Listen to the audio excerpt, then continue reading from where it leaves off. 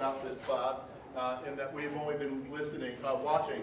We've only been watching movies. We haven't listened to anything yet, right? But today we're going to, for the next couple of class periods, be dealing with high classical Hollywood period that, as we marked at one point, begins roughly about this time, right? We've been talking about Hollywood cinema, the development of Hollywood studios, and then the type of cinema that comes out, and we've been generally referencing something like the continuity system, that the earliest forms of American studio films worked very, very hard for linearity and continuity and flow, and they did so by using a continuity style of editing. That was one of those exam questions from Monday's class. We're in defining what we're going to call classical Hollywood cinema. We're really starting with understanding what that continuity, what continuity looks like. We're going to, in the next class period after spring break, talk very, very specifically about aesthetic choices, edits, camera movements, elements of mise-en-scène that work towards continuity. But roughly, when we define the classical Hollywood time period, as I may have indicated before, we roughly are talking about 1927 to 1967. 1927 is today, the coming of sound, and the release of Jazz Singer, which I'll come back to in just a moment. But the release of Jazz Singer in 1927 marks the opening not only of the silent era, but really the fulfillment of that drive towards continuity and flow that we're going to, general way in which we're going to understand classical Hollywood cinema. It's going to come to an end roughly with what we're going to, when we get to it, are going to call New Hollywood cinema that arises out of this time period with films like Bonnie and Clyde and The Graduate, The Wild Bunch, 2001: A Space Odyssey, and a couple other films that we'll watch clips from later in the semester. It's going to mark a significant change in terms of both the studios themselves, the content of those films, as well as the style of those films. And indeed, those films will break radically, Bonnie and Clyde and The Graduate and The Wild Bunch will break radically with the dominant mode that goes into classical Hollywood cinema style. So as we come now, and the talkie films that we'll see, the couple of clips that we'll see today, will represent the earliest, well, one of the films is actually from 1950, but it's dealing with the 1927, the time period.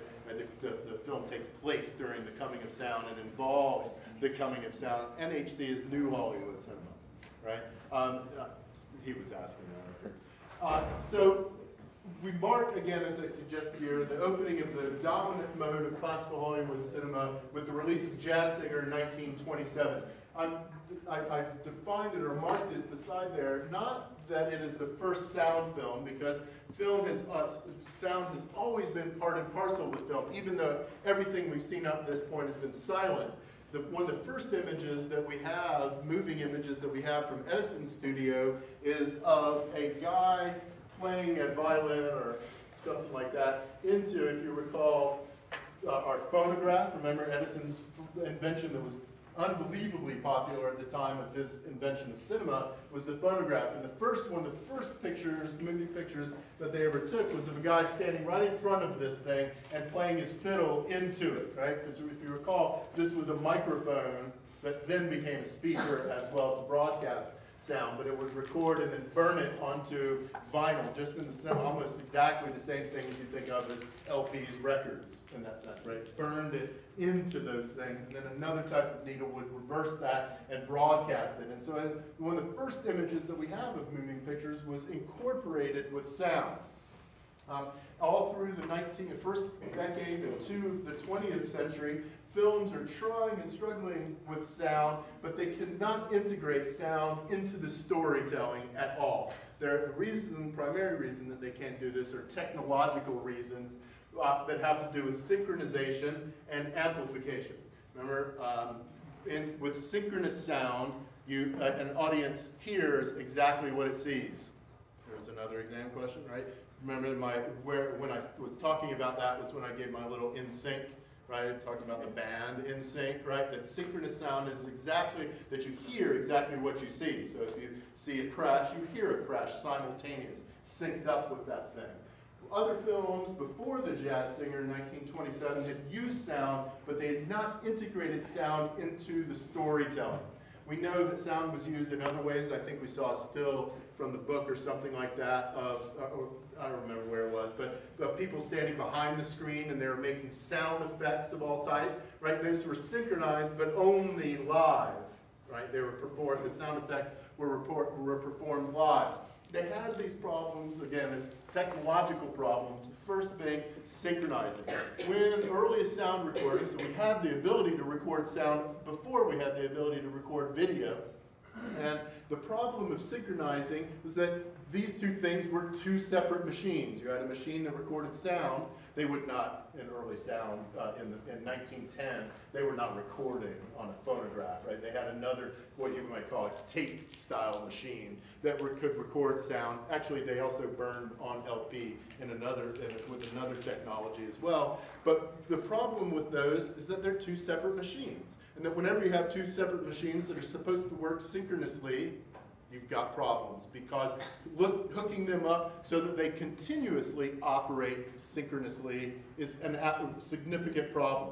They're two different machines. If one hiccups or skips in some way, automatically it's off, and it's mismatched. The sound is going to look as if you're watching one of the old Hong Kong action martial arts films, like from King Hugh or Bruce Lee sort of films, where the mouth is moving and then the voice comes, that sort of break. If you've got two machines that you're either recording onto or attempting to amplify for an audience, one of them skips, and in whatever way it skips, it's automatically off, and it will be off for the remainder of the show. So, significant problem with that, but also there is a problem with amplification. If you go to a movie theater today, you know they have speakers that run throughout the sides of the theater, as well as speakers that are built into the screen. Most good theaters have speakers. The voice speaker comes out from behind the screen itself, not from the speakers like up here, right? Because you would be hearing voices coming from there, right? So those speakers that line theaters today are actually timed speakers. That is, that sound comes out of the back speakers ever so imperceptibly sooner than sound comes out of the front speakers, because that video or the image is going to reach everybody more or less at the same time. Light travels millions of times faster than sound does, right? So even though it would be imperceptible to you, the speaker in the back fires the sound, I mean imperceptible, I mean like 1/1000th of a second sooner than the speaker at the front of the theater, so that that sound reaches everybody simultaneously in that way, right? So, because you're going to get the video, people in the back row, they're going to get the image at the same time the people in the front row, but sound travels much, much more slowly than does light. And so if I just broadcast or amplified sound from here, you get it much later, I know, imperceptibly, but you would get it much later in the back of the theater. This would matter much more in the 1920s, when Hollywood studios are building magnificent, grand, Baroque styles of movie theaters. So like the Fox Theater, if you've ever been to the Fox, one cool thing to do is to take the back scenes tour of the Fox. It really, maybe this sounds hokey and cheesy, but it really is a pretty interesting tour because of the unbelievable amount of money that was spent on this theater. Well, the movie theaters like the Strand in New York and others were financed by movie studios, grand, huge, enormous places where you could watch movies with 3,000 people at a time, right? They would not have had 24 multiplexes and 16 and 12. Most theaters had only one screen, and so you wanted to fit many more people into those. Well, that amplification becomes a much greater issue than it would in a room that only seats 120 people. With 3,000 people sitting much, much further away from the screen, much higher around stadium style, the problems of amplification are amplified. I need another word there, right? Are much more noticeable, right? So they had significant problems both with syncing sound with image and also with amplifying it, and they were not able to work that out until 1927. Even though you would have heard sound effects, car crash They would have made car crash sounds or other sorts of background noises. They would have amplified it. They had not, as they do with the jazz singer, is use sound as a means of telling a story. They do this primarily through the use of dialogue. If you recall, in talking about classical silent slapstick comedy, I made the claim that it's going to end pretty significantly with the coming of sound, because if we watch that Buster Keaton clip from Steamboat Bill, in which the big cyclone is blowing around him everywhere, the buildings are falling all over the place, the problems, first of all, with amplification would be significant, because you would hear the sound much later of the building falling than you would see the building falling. So problems in there, but that sound would get in the way of the story of this slapstick comedy that's keeping you focused in and onto that frame. And so that silent slapstick comedy, that type that's pulling the story, such as there is a story in a lot of slapstick, like Buster Keaton, but particularly with Charlie Chaplin, that indeed that action pulling the story forward, characters pulling the story, is going to be transferred to dialogue.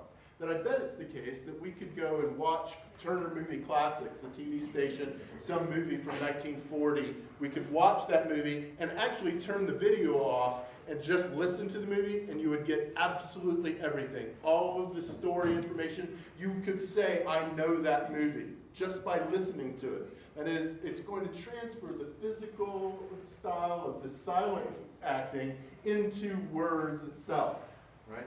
So the comedy of silent slapstick is now going to be transferred into a comedy of dialogue. Into a comedy, we're going to start getting many, many more genres at this time. Romantic comedies, right? The comedy part of it is going to be transferred from physical into a verbal style of comedy, as well as story is going to be told to us through dialogue rather than cinematic elements. So classical Hollywood films, by and large, pull the story forward, not, as we've already said, not through art, not through experiments with editing and radical styles of filmmaking, but the story is going to be pulled through with dialogue. So Jazz Singer is going to integrate dialogue into pulling the story forward, right? Using sound as a means of telling a story, and it so happens that one of the genres, understandably, one of the genres that it really grows out of the coming of sound are musicals, right? Because now we can start to integrate not only the musical sketches, right? That if you watch musicals, the weird part about musicals for me is how a song erupts at any given time, and everybody knows the dancing and the singing and all the songs, and then when the song's over, everybody just goes back to walking down the street, right? That sort of thing. You either really, really like or can't stand that sort of stuff, right? So Hollywood's going to make this conversion to sound very quickly as the result of the popularity of films like The Jazz Singer and other films that come immediately after it. Audiences are going to respond exceedingly positively to it, but studios are going to try to not make the conversion to sound. They're going to have to because of the demand that audiences put on sound films, but they don't want to make the conversion to sound because of money. Now they're going to have to change all of their film studios, all the places, the sets, they're going to have to convert them to sound studios. It's a much different type of physical space when you're recording with sound. You have to be able to control the sound within the room itself. So they're going to have to not only convert all of the technologies of their cameras and their sound equipment to any recording to sound. They're also going to have to finance changing all movie theaters into sound theaters with the technological capabilities. So the output of money that they're going to have to put forth for them is too daunting, and they kind of sloth-footed it, that they don't convert very quickly until they recognize that audiences absolutely desire to have sound film. So they can be very, very slow about it. And we're gonna check out a dumpy clip here of The Jazz Singer in just a moment. Let's check out some other types of problems. So these are technological problems with it, but there are other much smaller problems that we have with it. And the first we're going to call the artistic or aesthetic challenges with it. If D.W. Griffith, along with Edwin S. Porter, have the best understanding of cinematic narration, that D.W. Griffith is the guy who gives us cinematic narration. He's also the guy who gives us a new style of filmmaking that activated audience's participation in that action. By intercutting around, the audience was engaged with the different edits, the different shots that those edits were giving them, but simultaneously through tracking, or particularly through traveling shots, putting a camera on a horse and riding along with the Ku Klux Klan. I might have mentioned an interview I saw have with one of the cinematographers for Birth of a Nation, and he's talking about, it was so thrilling, we were riding right along with the Klan. It's kind of freaky, because dude's like excited about riding with the Klan, but at the same time, what I'm more interested in is his notion that excitement, that the big camera movements now activated audiences' viewership in some way, right? All of that was going to have to come to a screeching halt. All of the movement that had happened in the cinema throughout the 19-teens and through the 1920s was going to have to come to a stop because they relied, generally speaking, on one microphone in order to record. So imagine a regular microphone, not of today's quality, but an old style microphone picks, if I had it right here, picks up every sound around, right? So it's gonna pick up me most because I'm the loudest thing near the microphone, but every rustle of paper, shifting of clothing or shifting in the seats, it's going to pick up all of that all of that sound. So all of that riding with horses or camera that's moving and rushing around everywhere is going to have to come to a stop because they're going to record all of that sound, and they don't want all that sound. You know, you ever see those fools on the Weather Channel who go out to North Carolina, Outer Banks during a hurricane, you know, and they're standing there going, I'm reporting right here, you know, like that, and they've got, it looks like they stuck a stick right up a cat. Real hairy microphone, you know. That hair, that bush on that microphone is meant to kill all the wind sound. Have you ever noticed that, like, gosh, the wind is blowing like 90 miles an hour and I can't hear it? Well, that fur that's on that microphone is taking away all of that. Well, they didn't have that technology back then. So all that movement now is going to be radically changed. So that if now, when I come into a movie, or I just came home from work in my clip. In my movie. I just came home from work and I'm about to have dinner. Now, hubby and I would be sitting on opposite sides of the table, generically speaking, but we would be talking and we would be, I'd say, hey, how was your day here at home, honey? And then she would lean in and say, oh, it was fine. And we would have a conversation without much movement at all, because the microphone that is going to be hidden in this little vase that I've got here of flowers or something would pick up every noise. So I'm not going to eat during the clip at all, because you would hear my crunching of carrots or whatever. But I'm also barely going to move. I'm not going to make any noise when I move, and we're going to have a conversation in that way. So all the action, not only the big sounds of horses riding with horses and that sort of thing, not only that going to come to an end, but even the much more simple movements are going to come to an end as well. So they're going to recognize, obviously, that this is a significant problem. They're going to address it in a number of ways. I want to take a look at a still from the book. Now, I hope. Yay. Zoom. That's just terrible. Okay. I'm gonna have to talk you through what's going on here. All right. You can't make that out at all. That's just pathetic. There's a girl and a guy sitting on a bench right here. You kind of make that out. And there's one giant box, two giant boxes, and it's blurred out. But there's a third big, gigantic box over here. These are cameras. This camera is the establishing shot. So the middle. Too close, I can't even see it. Yes, the middle camera. So this is right camera, center camera, left camera, which you can't make out over there. The right camera is going, the center camera is going to be giving us a two-shot of those people sitting on the park bench. Camera left here is going to be filming just the woman. You can't make it out, but the person on the right is a woman. And then the camera on the right-hand side is just going to be recording this guy. You can see how gigantic these cameras are? I don't know if you can make this out, but this is a man sitting on the top of it. Right? I mean, he's sitting right on top of the camera. It's not actually a camera. I'll come back to that in just a moment. It's a camera inside of a gigantic box. Because that microphone that they're going to have on this set somewhere, there's probably, with these people, there's probably a bush that's kind of hanging right here, and there's maybe a microphone right here, would pick up the recording of that sound. So if we flip back to the technical problems, another problem that comes up is that that microphone would have recorded a camera that's taking 24 pictures a second. And so they solve, or they think they solve this problem by putting the cameras in a gigantic soundproof box, those things. So there's cameras in there. The other thing is that a camera needs an operator. And so there's also a person inside of this box as well. He's a focus puller. That he's just focusing, right? He's just in the focus thing. Focus puller is inside here. Now the problem with the soundproof box is that they're also pretty much airproof as well. So you can't film for very long because this guy's going to die.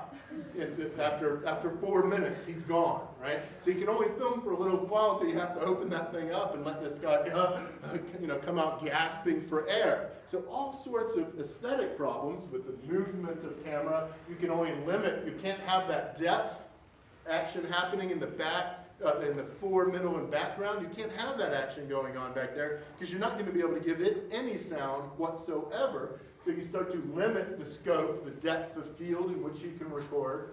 The technical problem is you can't move the camera around very much. You're going to record it. But also the technical problem is that they put the camera and then the operator into this soundproof box, further limiting the movement that Hollywood had been so keen on developing.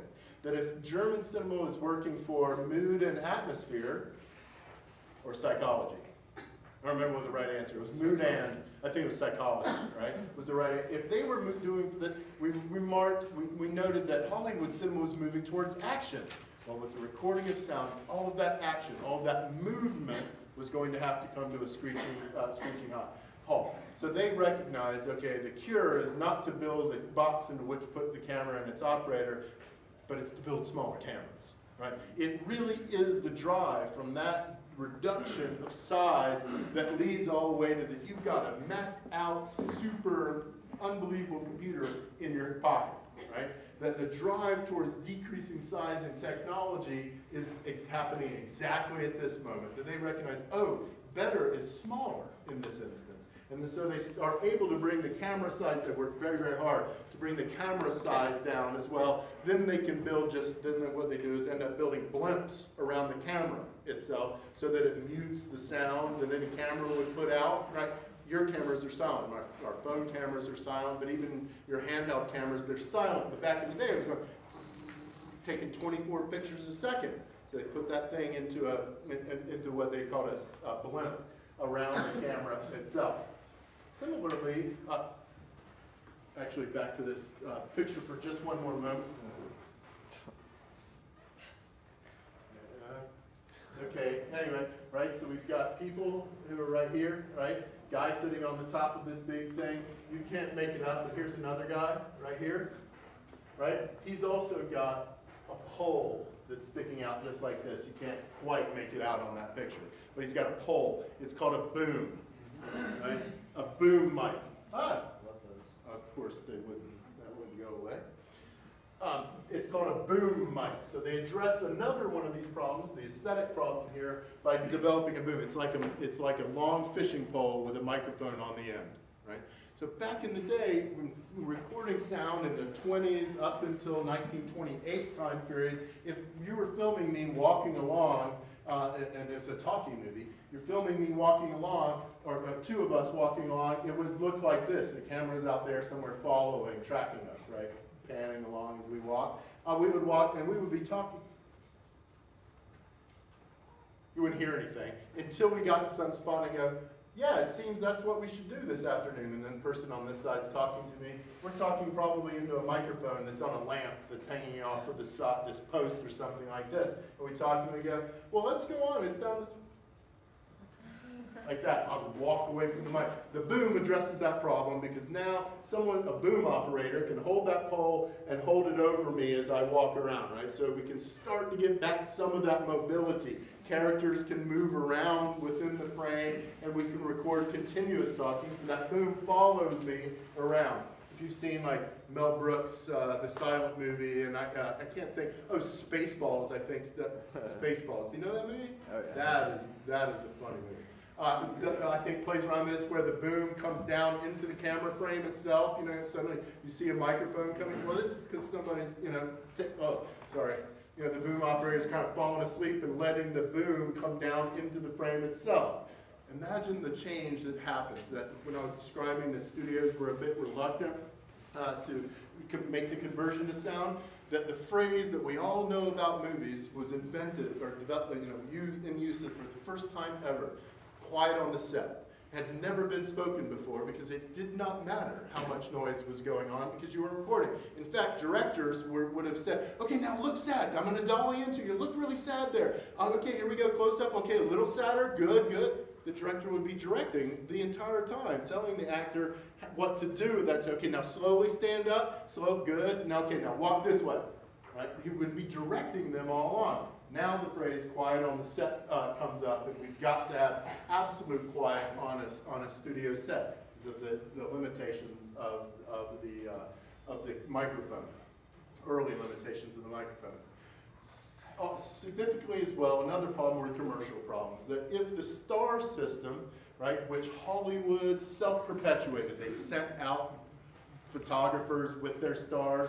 They developed magazines devoted to publishing popular stories, pop stories about movie stars and that sort of thing.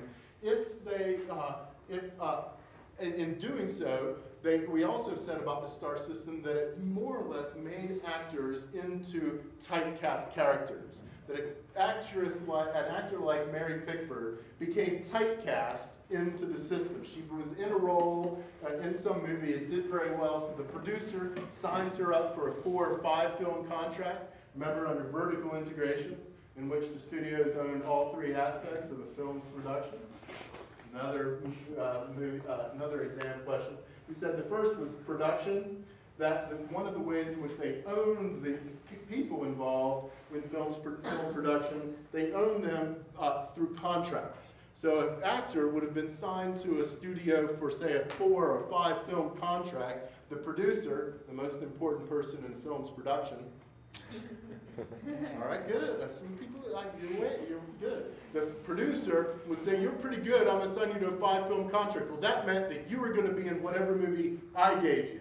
You didn't get to read the script and go, "Oh, I had to do it." You know, like Jennifer Aniston, I just had to do this latest movie. What's it called? Wanderlust. Wanderlust. That looks great. Not as good as The Vow.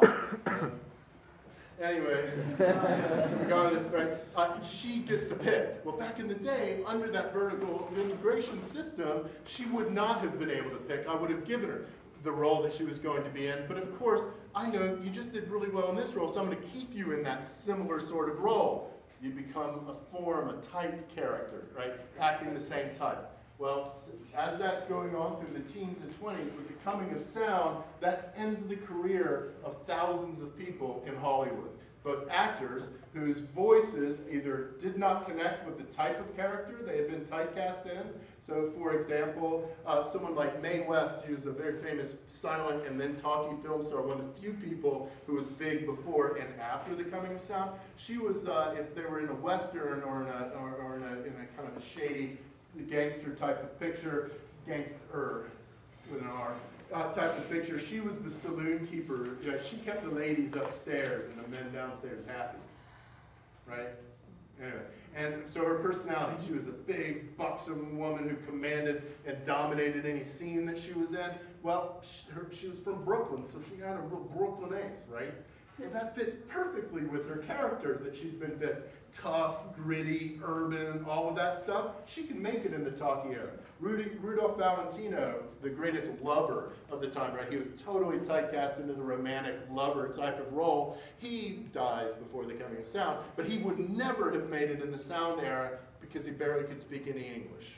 And the the limitations of recording back in the day would never have allowed somebody to have spoken any sort of broken English. It was going to have to be very plainly spoken, very clearly spoken in order to remember for narrative clarity. If you ever at this time had to wonder, what did he say? What did he say? That's a problem. in that way. So commercially speaking, many people, actors, do not make it into the sound era. There's a movie called Sunset Boulevard, which I might have described before, that is takes place in 1945 or something like that, but it concerns a silent film star. So she was a silent film star some 15 years prior, and now she's just an old lady who's angry because she could not make it in the talkie era. And in the movie, she's taken a man hostage, or kidnapped him kind of, and she makes him watch her old silent movies in their house every night. And at one point she stands up and she's looking at herself on screen and she goes, "That's when we acted, that's when we had faces." What she's doing is criticizing the move to sound films in which acting radically changes as well. No longer do I have to flop around and act with my body, I can just say, "That hurts." Right? I don't have to flop on the floor in some sort of way, like Cabinet of Dr. Caligari, when he flops on the bed and is over dramatic in that sort of way. I no longer have to do that. I can express my feelings rather than act my feelings. So many people don't make it, but also directors don't make it, and other crew members don't make it in the talkie era because they're unable to adapt to filming sound. What you and I take for granted. Anytime you go to a movie outside of The Artist, which looks like the leading contender for Best Oscar this year, silent movie, right? Well, almost entirely a silent movie. You expect sound film. You can't imagine what it would be like not to be able to learn how to film in sound. But it was a significant technological change, so a lot of crew members don't make it into the talkie era at all. So let's check out a couple of clips. One totally boring one from Jazz Singer, because I can't find a good one, because YouTube seems to have taken it off. The Jazz Singer, 1927, stars Al Jolson. We're just going to watch a bit of it. Al Jolson, by the way, was very famous for doing blackface. I don't know if you can make this out, but Al Jolson's a white dude, and he's now painted his face black, right? He did blackface. Have you ever seen Spike Lee's film Bamboozled? It's dealing expressly with this idea of blackface, that sort of thing. So Al Jolson has, remember, first film to use sound as a means of telling a story, and Al Jolson has just sung a song. He would have been a famous singer at the time. He was very famous singer at the time. And he's just sung some song.